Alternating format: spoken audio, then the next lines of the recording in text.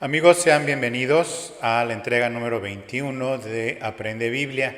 Vamos a terminar el día de hoy con la carta de Santiago, epístola muy importante para toda la cristiandad desde los tiempos antiguos, y vamos a terminar hoy con el capítulo 5 del versículo 13 en adelante.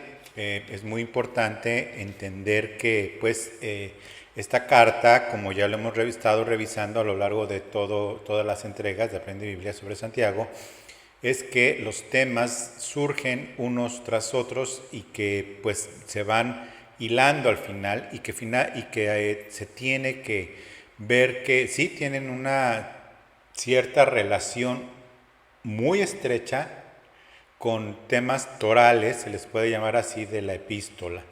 Básicamente se habla de lo que es el regreso del Señor Jesucristo, más enfáticamente, muy claramente acerca del nuevo nacimiento. Se habla acerca, en primer lugar, recordemos, de las obras en el primer capítulo. También se habla acerca de la palabra como tal, de lo que se dice, de lo que se habla, acerca de las conductas que debemos de tener como creyentes, haciendo referencia a la fe y a las obras.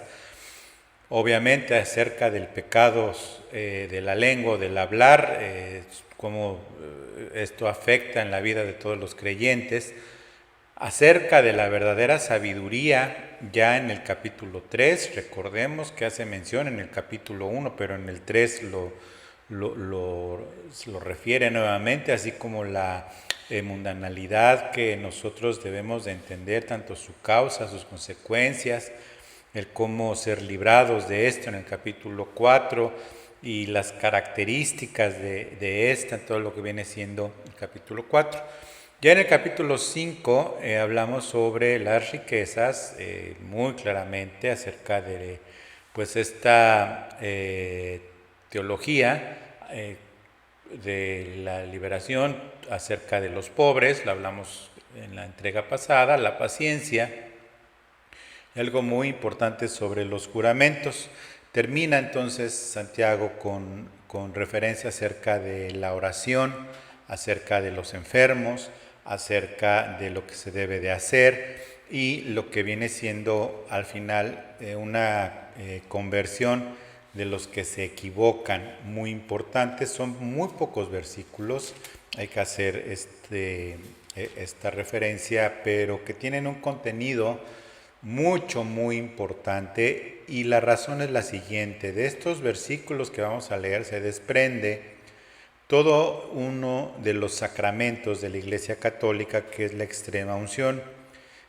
Vamos a revisar entonces si el tema de la extrema unción desde el punto de vista católico es lo que se ordena en la palabra de Dios como tal. Vamos a leer también acerca de las diferentes formas de interpretación que tiene esto, dada la importancia que se tiene, pero vamos a conservar entonces nuestro enfoque en Aprende Biblia.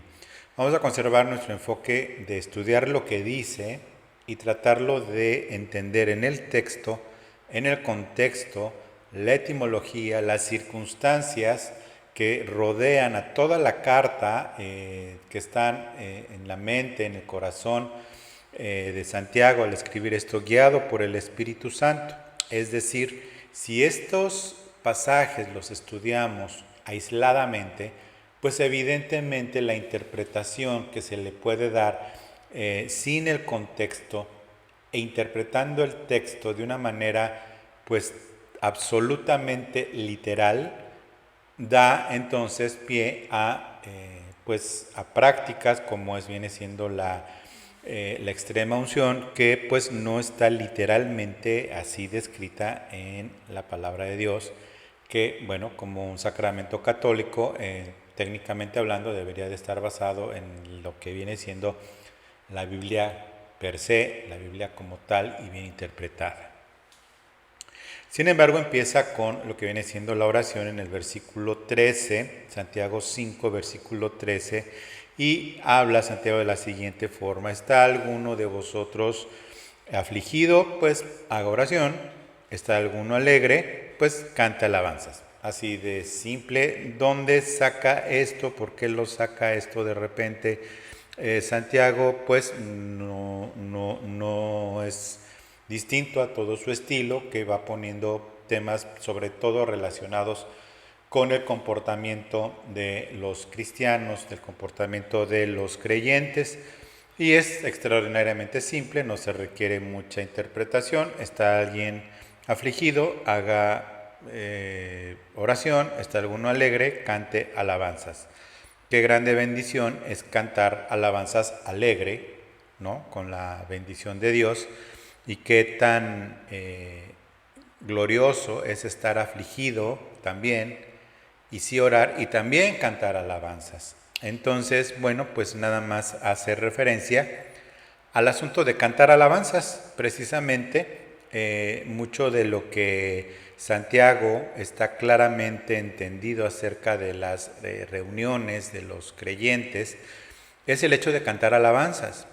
Y recordemos su claro contexto judío que hay pues acerca de las alabanzas alrededor del templo, implementadas por David y continuadas por Salomón, rescatadas por algunos de los reyes de Jerusalén, de Judea. En fin, vemos esto pues en el texto, que pues me da mucho gusto, dado que cantar alabanzas es tan común, que aún en la epístola de Santiago, tan cuidadosa pues de los excesos, tan cuidadosa de marcar las obras carnales, pues se hable de cantar alabanzas. Es decir, había quien escribía alabanzas con los salmos, evidentemente, y se musicalizaban, dado que cantar pues implica cantar con música.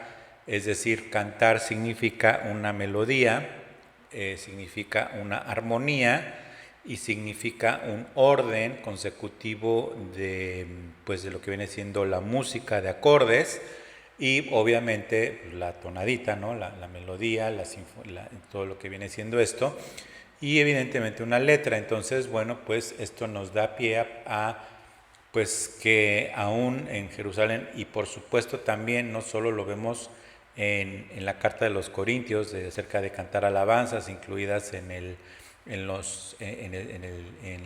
servicio, en la congregación, cantar alabanzas, no solamente hace referencia a Corintios y demás.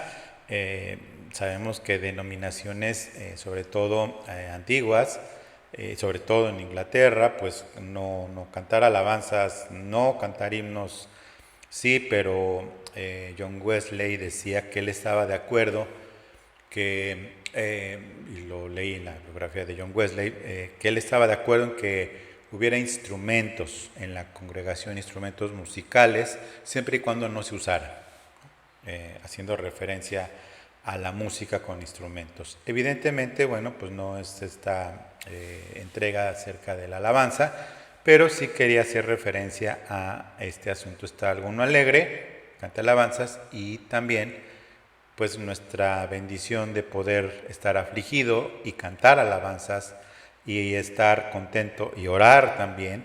Entonces, pues bueno, Santiago aquí lo está poniendo en este orden, y pues se entiende también en su amplitud, ¿ok? En este versículo también vemos que el sufrimiento pues también debe de ser causa de oración, y la felicidad pues razón de la alabanza. Sin embargo, bueno, como ya expliqué ampliamente, pues bueno, vamos a dar paso a lo siguiente, que es el versículo 14. ¿Está alguno enfermo entre vosotros?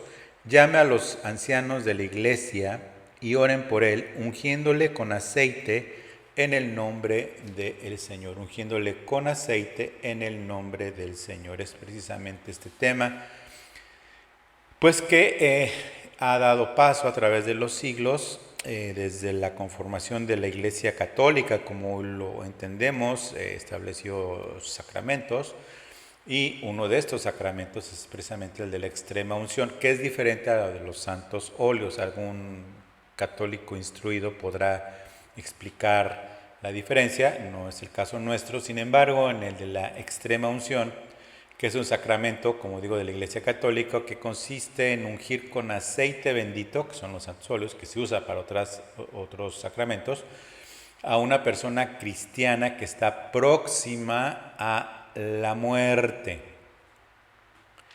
¿Qué significa dar extrema unción? Bueno, este sacramento católico consiste con que se unge con óleo sagrado hecha por el sacerdote a los fieles que se hallan en peligro inminente de morir. La extrema unción es uno de los 7 sacramentos instituidos en la Iglesia Católica, en donde se traza una cruz en la frente y en las manos de la persona enferma, de peligro de muerte, de edad avanzada. En fin, hay mucha información acerca de este sacramento y demás. Sin embargo, no nos vamos a centrar en el sacramento, sino en la interpretación que se le dio a este versículo, dando pie a este sacramento. Bueno, de entrada dice: ¿está alguno enfermo entre vosotros? Sin identificar la edad. Primer punto. Simplemente está enfermo, pues evidentemente pues llamé a los ancianos de la iglesia. Segundo, aparte de que no especifica la enfermedad, no especifica la gravedad de la enfermedad, no especifica la edad del enfermo y no especifica de que se está próximo a morir. Simplemente aquí Santiago está diciendo: está alguno enfermo entre vosotros, y ese alguno es muy claro en el sentido de entre muchos, alguno. Es en ese sentido la escritura básica. Está alguno, así como que alguno entre tantos está enfermo. Bueno, está entre vosotros. Llame a los ancianos de la iglesia y oren por él. En primer lugar, ¿qué se refiere a los ancianos de la iglesia? Pues evidentemente vemos que el primer orden jerárquico establecido en la iglesia fueron los ancianos, antes de lo establecido por Pablo acerca de los diáconos y los obispos. Ya en el Concilio de Jerusalén fue ya recibido Pablo para este concilio junto con su compañero. Fue recibido en Jerusalén por los apóstoles, básicamente Jacobo, o este mismo Santiago, junto con Pedro, recibieron a Pablo y a Bernabé en el Concilio de Jerusalén, y fueron recibidos por los ancianos. Pablo es quien instruye acerca esto de los diáconos y de los pastores, de los obispos y demás en este orden eclesiástico, del mismo que no haremos referencia aquí, pero que viene claramente en la doctrina paulina. Entonces los ancianos son la máxima autoridad en el sentido de hacer este tipo de obras, como era este ir a orar por los enfermos. Son los ancianos, de acuerdo con esta aclaración de Santiago, de la iglesia. ¿Cuál iglesia? La iglesia local, es decir, de la iglesia que está en este contexto.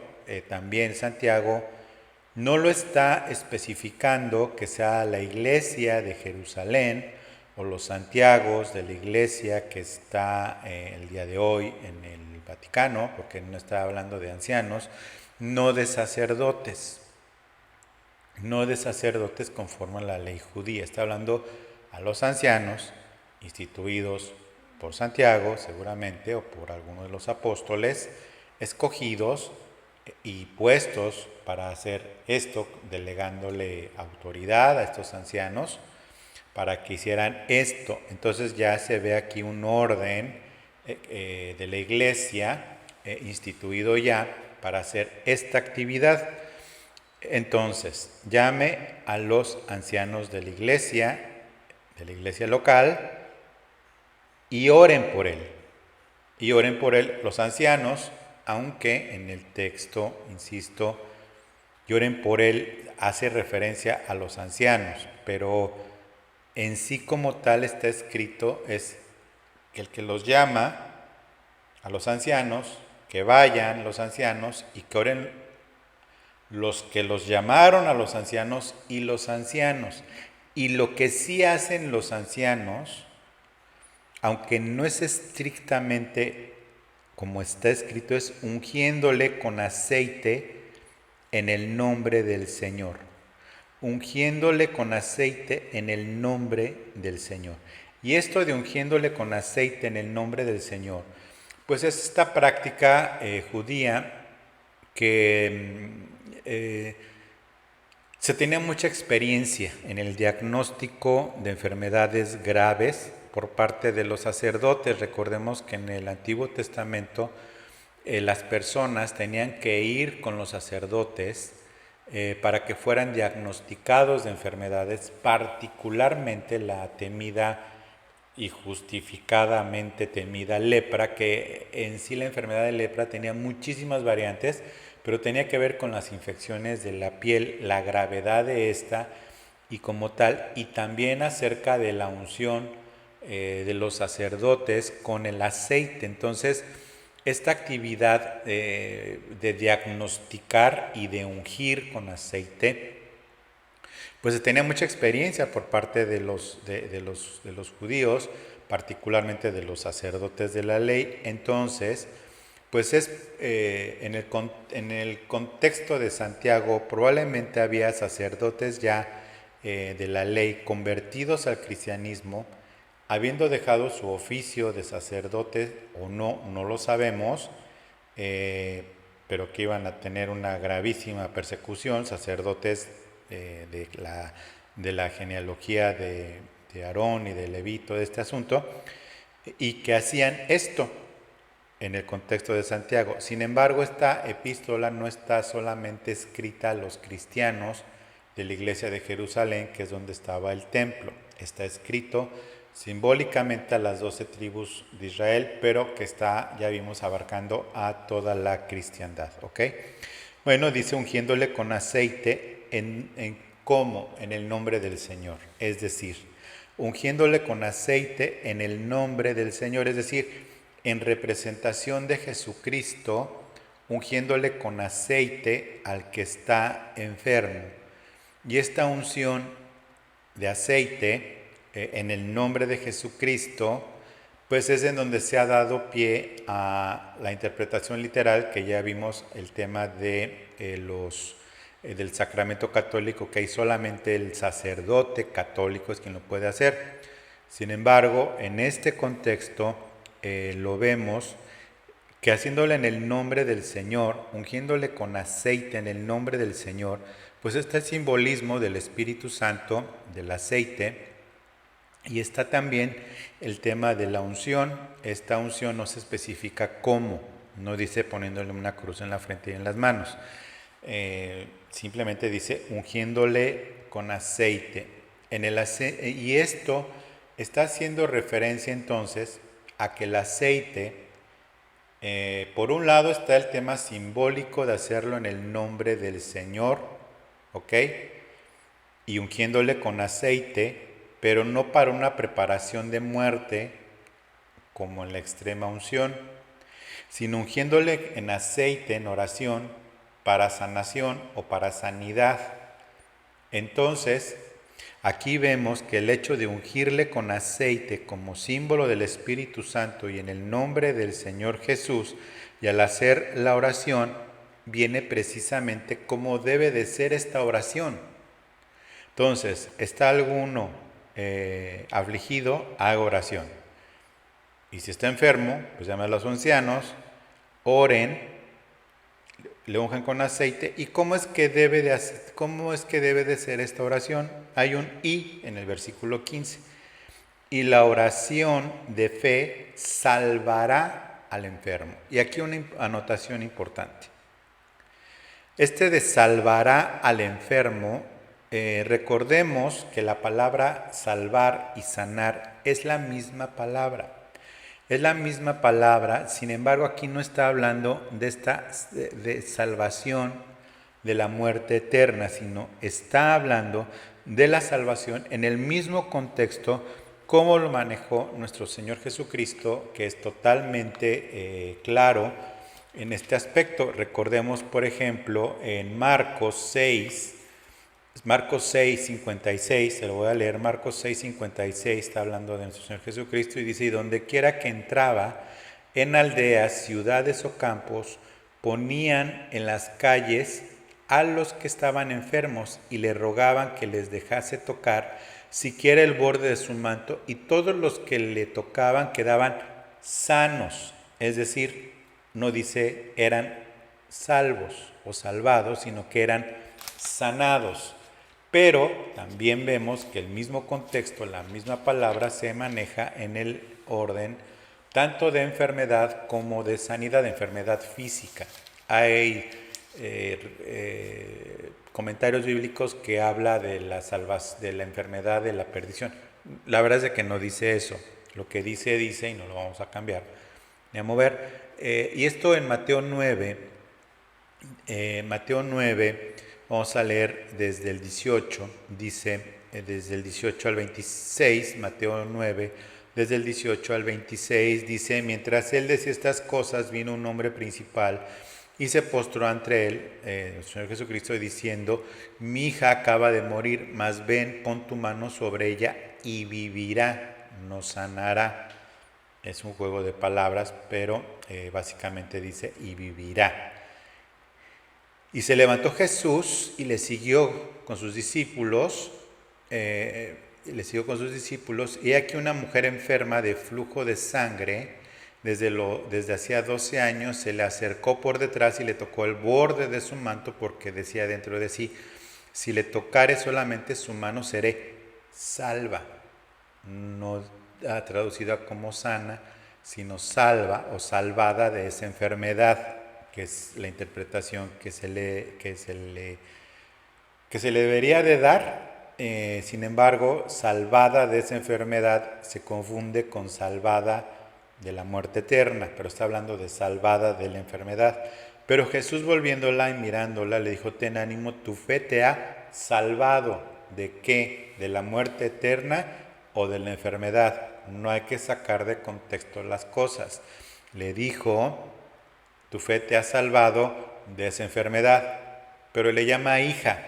Es que ya se hizo hija de Dios. No, era hija de Israel, era hija de... se está refiriendo a lo que viene siendo el señorío de Jesucristo, su divinidad, como para llamarle hija a una ciudadana israelita, porque Dios es Dios de Israel y vino y se encarnó y vino a este mundo, al pueblo de Israel, y por eso Jesucristo, en su señorío y dominio absoluto sobre la enfermedad y también sobre la muerte, como vamos a ver a continuación, le llamó hija.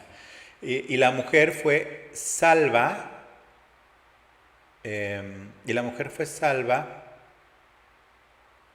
en aquella misma hora. Al entrar Jesús, versículo 23, en la casa del principal, viendo a los que tocaban flautas y la gente que hacía alboroto en el funeral, los contrataban, les dijo: apartaos, porque la niña no está muerta, sino duerme. Y es aquí en donde viene el asunto de la diferencia en el uso de esta palabra. Y se burlaban de él, pero cuando la gente había sido echada afuera, entró y tomó de la mano a la niña, y ella se levantó, y se difundió su fama de esto por toda aquella tierra. Lo del asunto de Talita Cumi, niña, levántate, y fue levantada de la muerte, es decir, fue resucitada. Bueno, pues aquí son varias cosas. La primera, cuando está hablando entonces, y la oración de fe salvará al enfermo, se está refiriendo no de la extrema unción de perdonar pecados para salvación, ya que está a punto de morirse, el sujeto en mención del enfermo. Dice: y la oración de fe salvará al enfermo, y el Señor lo levantará. Y el Señor lo levantará en el sentido de que esta palabra levantará, pues efectivamente, esta palabra levantar significa hacer acopio de todas las capacidades de la persona.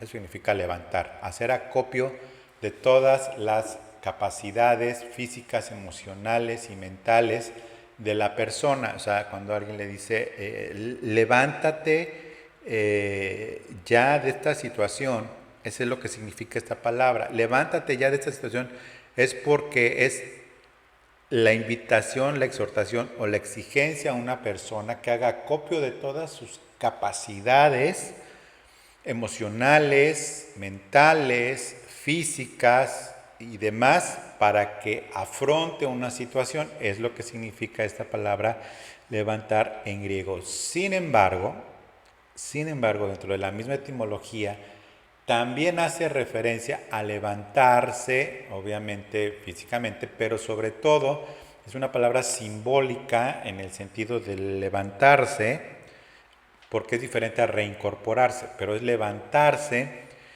también de la enfermedad y también de la oscuridad. Estoy diciendo tal cual la etimología, de la oscuridad o del pecado o de la muerte. Se levantó de entre los muertos, también se usa esta palabra, se levantó de entre los muertos. Bueno, entonces esta palabra hace referencia a todo lo que te acabo de decir. Dice, la oración de fe salvará al enfermo y el Señor lo levantará. Y ojo, y hay otra ahí, y si hubiere cometido pecados, le serán perdonados. A ver, entonces, pues tiene todo sentido si lo vemos desde el punto de vista del sacramento católico, pues si lo interpretas textual, pues tiene todo sentido de que va el cura, entonces le pone el aceite y ya se repite una oración, un rezo, y entonces le son perdonados sus pecados. Y ya la hizo porque ya estaba a punto de morirse, pero pues ya, ahora sí que ya la hizo en el sentido de que ya se va a salvar, se va a ir al cielo, segurito se va a ir al cielo. El problema es cuando no llega el cura a tiempo o bien pues no se hace, ¿verdad? En el contexto católico, pero aquí le está hablando entonces Santiago a creyentes de los que hace referencia Santiago,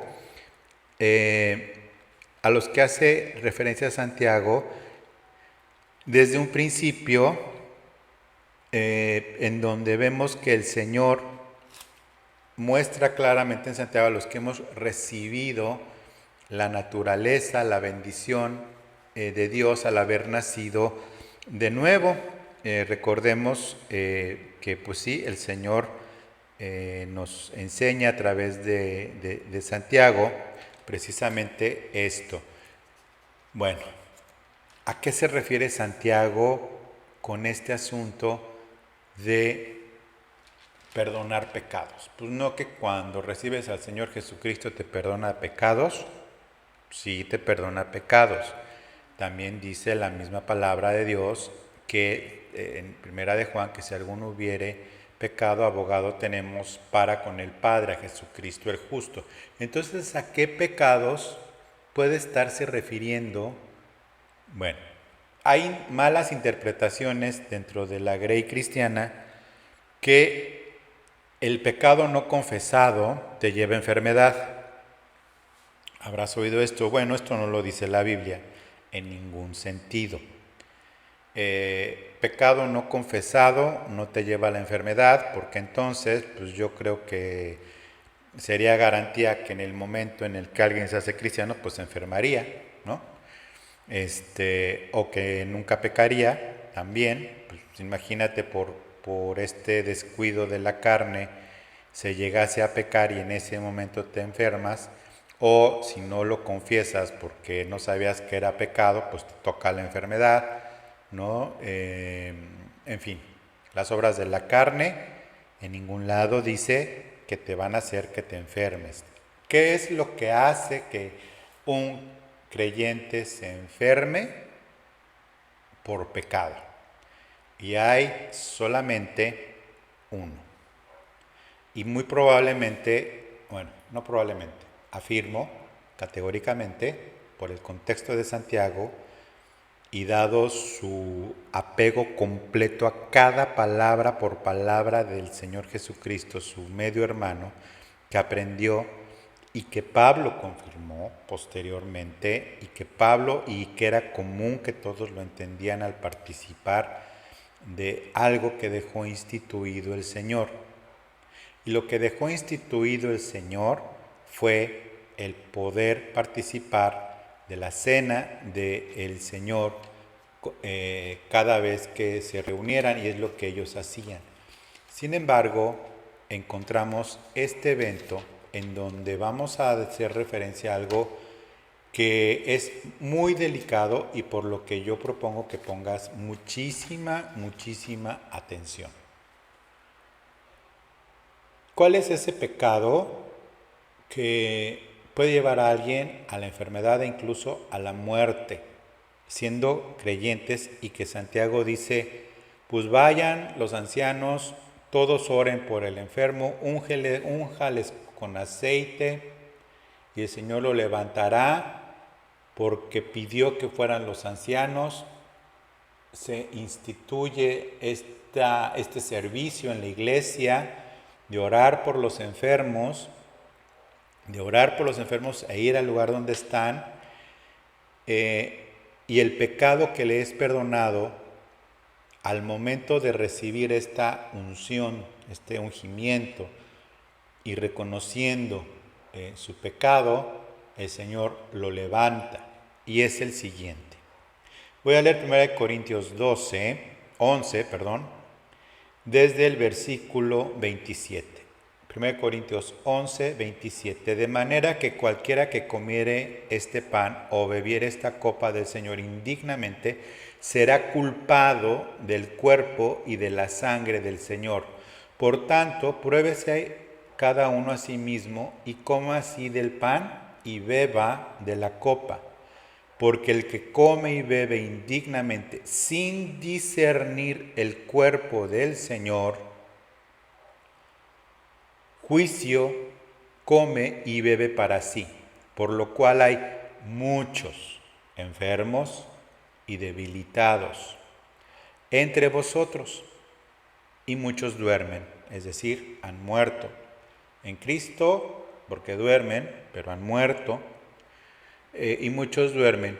Si pues nos examinásemos a nosotros mismos, no seríamos juzgados, mas siendo juzgados somos castigados.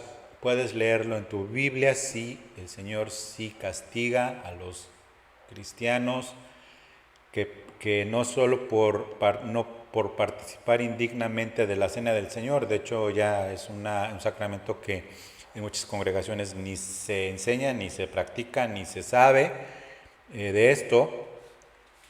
Los ahora motivadores llamados predicadores ni se acuerdan de la cena del Señor. Entonces, si ni siquiera se practica la cena del Señor en una congregación,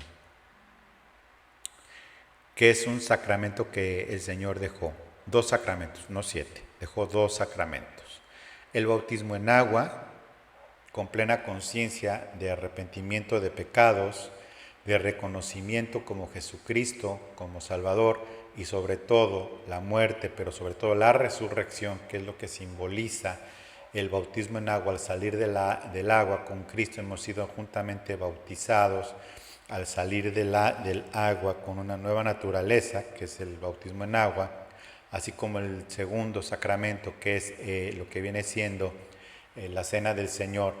Si ni siquiera se practica ni uno ni el otro, pero vamos a referirnos al de la cena del Señor, dice, si ni siquiera se practica, entonces una persona no entiende lo que es discernir el cuerpo del Señor o no discernirlo. El cuerpo del Señor, como sabemos, somos los nacidos de nuevo, como lo enseñé en la predicación del domingo anterior, que te pido que la veas, que se llama ¿Quiénes son los incluidos o excluidos del arrebatamiento de la iglesia o rapto de la iglesia? Y es precisamente los que seremos arrebatados somos los nacidos de nuevo que hemos discernido el cuerpo del Señor. Pero si alguna persona no discierne el cuerpo de Cristo, dice que está comiendo y bebiendo juicio para sí. Supongamos que no ha participado de la cena del Señor. ¿Está bien? Dice, sin discernir el cuerpo del Señor, juicio y come para sí, punto y seguido. Por lo cual hay muchos enfermos y debilitados entre vosotros y muchos duermen. ¿Ok? Vamos a separarlo de la cena del sacramento, de la cena del Señor. Dice, si pues nos examinásemos a nosotros mismos, no seríamos juzgados. Bueno, aunque no participe alguien de la cena del Señor, si no hace esta evaluación propia, dice, si no nos examinamos a nosotros mismos, no seremos juzgados, mas siendo juzgados, somos castigados por el Señor para que no seamos condenados con el mundo. Es decir, regresamos a Santiago y el Señor lo levantará, y si hubiere cometido pecados, les serán perdonados. Esta es la razón por la cual, si bien no todas las enfermedades tienen que ver por un no discernir el cuerpo de Cristo, pues obviamente no se está generalizando. Lo que yo estoy enseñando aquí es esta dinámica de oración, ungimiento, oración de fe y del acto que el Señor lo levantará, y que si hubiere cometido pecados el Señor le serán perdonados y el Señor lo levantará. Y por eso no dice le sanará, sino dice el Señor lo levantará de cualquiera que sea la situación que está, porque dice en el nombre del Señor y la oración del fe salvará al enfermo y el Señor lo levantará. O sea, el primero lo salvará, no porque hubiera perdido la salvación, sino que lo librará, como ya leímos en el caso de tanto en lo que leímos tanto en Mateo como en Marcos. La oración de fe salvará al enfermo de esa situación en la que está, y el Señor lo levantará de esa situación en la que está, por la cual está enfermo, y si hubiera cometido pecados, le serán perdonados. Y conste que hay un y si hubiere, en el sentido también aquí de ampliándolo a que no solamente está enfermo el que no ha discernido el cuerpo de Cristo. Yo me he enfermado y créeme que con temor y temblor discierno el cuerpo de Cristo. Probablemente tú te has enfermado, eres un cristiano devoto y te has enfermado y no fue por no discernir el cuerpo de Cristo, pero también muy probablemente, al igual que yo, has tomado medicina y has sanado. Yo he tomado medicina y he sanado de enfermedad. Bueno, probablemente tú que me estás viendo también. No estoy generalizando, lo que estoy diciendo es leyendo la carta de Santiago en el contexto de Santiago, en toda la generalidad de este pensamiento del que está aquí. ¿Por qué? Porque inmediatamente dice Santiago en el versículo 16, acuérdate que en la carta original, como lo he dicho, no hay versículos, no hay capítulos, no hay nada, todo está escrito. Dice, una vez hecho esto, confesaos vuestras ofensas unos a otros, y se está refiriendo precisamente no a una generalidad. Una vez oí una barbaridad, que en un congreso de matrimonios obligaron a confesarse sus ofensas, sus ofensas unos a otros y sus pecados, y terminó en varios divorcios porque los obligaron a confesar. Y hiciste esto, no, y es que y tú también hiciste, bueno, fue horrible. No estuve ahí, me lo contaron, fue horrible. Bueno, entonces, confesaos vuestras ofensas unos a otros y orad unos por otros para que seáis sanados, no salvados. Y aquí sí está haciendo referencia a la sanidad física. El hecho de perdonar puede traer sanación física. Se ha comprobado que las personas que mantienen odios o falta de perdón y que dejan entrar amargura a su vida, se enferman más seguidos, y eso lo vi en muchos estudios, uno de ellos, por cierto, de National Geographic, por cierto, otro, científicos, médicos también, que la falta de perdón y el constante estar rumiando odio o estar rumiando pues cosas así, trae enfermedades físicas, trae enfermedades físicas que son psicosomáticas y que tienen mucho que ver con la falta de perdón. El no perdonar es, sobre todo entre hermanos, el no perdonarse entre hermanos trae castigo del Señor, trae enfermedad y trae incluso la muerte. Tan es así que, ¿por qué lo digo? Pues porque el Señor lo dice. Y si alguno no perdonare a su hermano, vuestro Padre que está en el cielo tampoco los perdonará. Y si no los perdonará, pues probablemente se enfermen y mueran. Dice, la oración eficaz del justo puede mucho. Esta palabra eficaz significa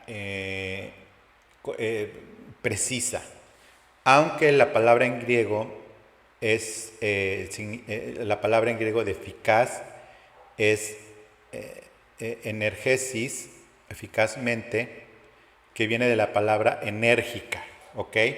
La oración enérgica del justo puede mucho, pero enérgica no significa gritos, no significa así con mucha injundia, eficaz y eficiente.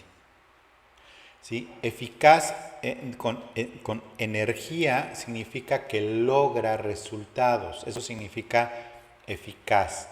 Energía significa que logra resultados. La energía eléctrica, ¿cuál es el resultado que logra la energía eléctrica? Esta luz que tengo aquí, ¿sí? Es energía eléctrica. Energía no significa fuerza extrema. Enérgica significa, por eso habla de eficaz, significa resultados. La eficacia es la que logra los resultados y la eficiencia es la que los logra en el tiempo adecuado. Esto ya es un poco administrativo. Soy licenciado en Administración de Empresas y te puedo decir con libro en mano de administración, no de Biblia, que eficaz significa el resultado como se debe y eficiente cuando se debe en tiempo. Eficaz y eficiente. Aquí está hablando de la oración eficaz, ¿sí? Eficiente cuando se está enfermo, pero eficaz que tiene la energía. Y la energía es lo que logra resultados. ¿Y la de quién? La del justo. Y la del justo, ¿quién es? Los justificados por Cristo. Y esta puede mucho. Elías, un hombre sujeto a pasiones semejantes a las nuestras, puedes verlo con absoluta claridad en Primera de Reyes 17.1 y Primera de Reyes 18.42, que era muy sujeto a pasiones como las nuestras.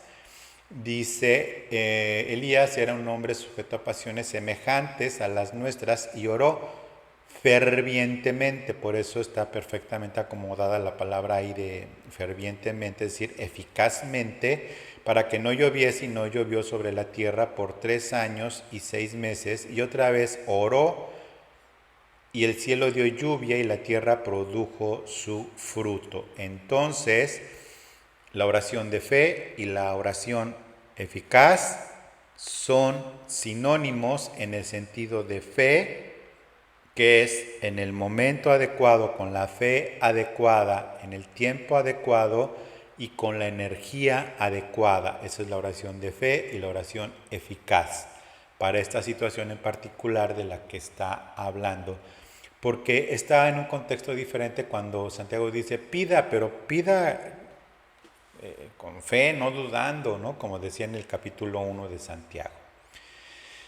Bueno, dice, termino entonces con el versículo 19 y 20 para terminar esta epístola. Dice, hermanos, si alguno entre vosotros se ha extraviado de la verdad y alguno le hace volver, sepa que el que le haga volver al pecador del error de su camino, salvará de muerte un alma y cubrirá multitud de pecados. ¿A qué se está refiriendo Santiago? No se está refiriendo a aquellos pecadores que han abandonado la fe. No se está refiriendo a los que andan en la carne. No se está refiriendo a los que han decidido creer en Dios. Se está refiriendo a los de la misma carta que están en los versículos anteriores. No saquemos de contexto el texto. Está hablando de los enfermos, está hablando de los que están siendo levantados por el Señor. Está diciendo, confiesen sus ofensas, perdónense y oren, y el Señor va a hacer esto. Y les recuerda a los demás, si alguno entre vosotros se ha extraviado de la verdad, ¿cuál de la verdad? De discernir el cuerpo de Cristo. Jesús dijo, yo soy el camino, la verdad y la vida. Y si alguno se ha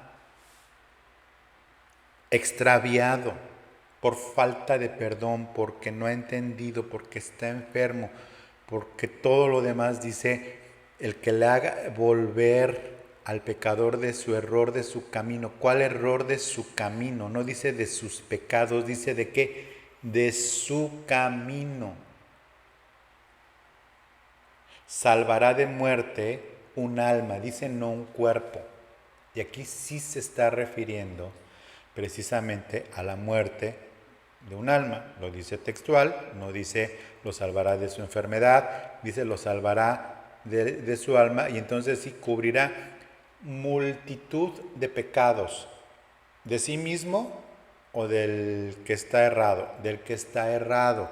Es una mala interpretación que cubrirá multitud de pecados de los suyos. ¿Por qué? Porque nuestros pecados ya fueron perdonados por la sangre de Cristo, y claramente no está hablando de esto, está hablando de los pecados que cometió esta persona al hacerlo volver extraviado a tal punto que pudo haber estado enfermo, a punto de perderse en un sinfín de sufrimiento, pues porque no está haciendo las cosas conforme a lo que está escrito.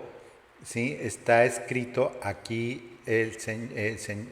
Santiago está hablando claramente. Está uno afligido, haga oración; está uno alegre, canta alabanzas. Luego se sigue, si alguno está enfermo, y eso de enfermo y postrado es con lo que termina esta epístola, en esa situación, al grado de que lo hace volver del camino y va a cubrir todos los pecados. ¿Por qué? Porque el Señor ya lo levantó, ya lo puso en el lugar donde debe de ponerlo, dentro del cuerpo de Cristo que ocupa este hermano o hermana. Con esto terminamos entonces la carta de Santiago, entrega número 21 de Aprende Biblia. Termino entonces pidiéndote que te suscribas al canal, a este canal, que veas completas las enseñanzas, que te suscribas al canal, que le des informar en la campanita de suscrito y de notificaciones para que te avise cuando YouTube, cuando ya se subió la clase, cuando ya se subió la predicación y demás, y que le des like a este video para que se pueda priorizar entre muchos que hay, y que lo compartas con otros, hay una, no está por demás que lo compartas con otros, congregante o no, de la congregación que presido humildemente, sino estamos hablando del cuerpo de Cristo.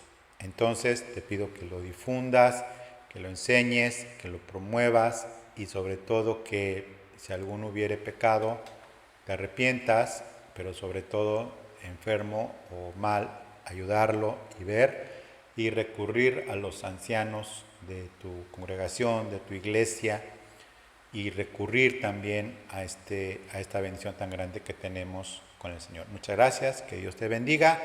Hasta luego.